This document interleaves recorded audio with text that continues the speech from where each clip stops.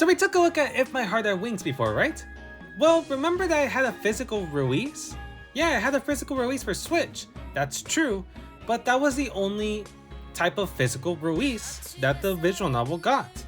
However, there is one physical release that did come out for 2 different consoles. However, it was only exclusively available in Japan. And what version am I talking about? Well, we're taking a look at Kono Osada ni Tsubasa Hu Hiragete, Cruise Sign. Or If My Heart Had Wings, Cruise Sign. Excuse me for the bad Japanese. Released on March 31st, 2016, this is a compilation that contains both the original If My Heart Had Wings and, for the first time ever, Flight Diary, and was released only for the PlayStation 3 and the PS Vita. I mean, this is just literally the original visual novel, but now in consoles.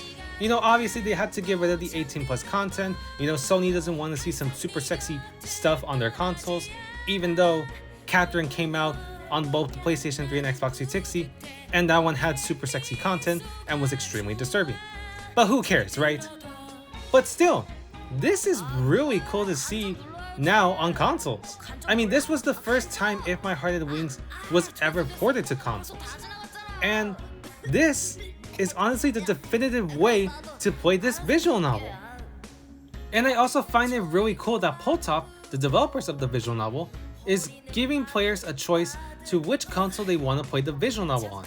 Do you want to play it with HD graphics? Then get the PlayStation 3 version. Do you want to play it portably? Then get the PS Vita version. I think that's really cool. And when you boot up Cruise Sign for the first time ever, Flight Diary is locked away because you need to be one of the 5 routes of the original visual novel. And once you do beat one of the routes, you officially unlock Flight Diary.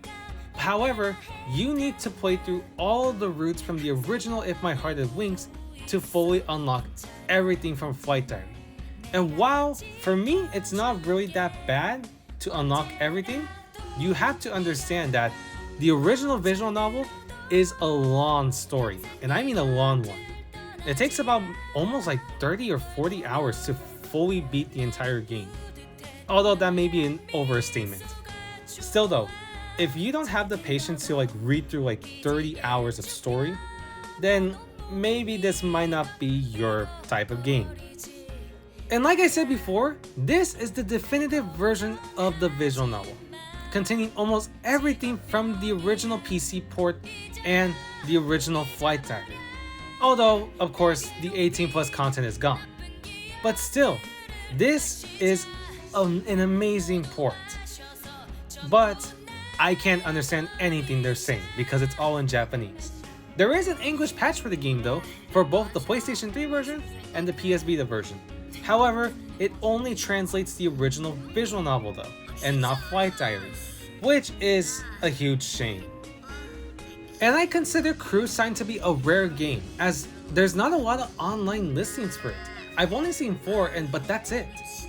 So I consider this rare, or maybe uncommon. And if you happen to find this, I recommend picking it up, even though it's going to be all in Japanese. And with that, I think If My Heart Had Wings, Cruise Sign is the definitive way and the best way to play this amazing visual novel.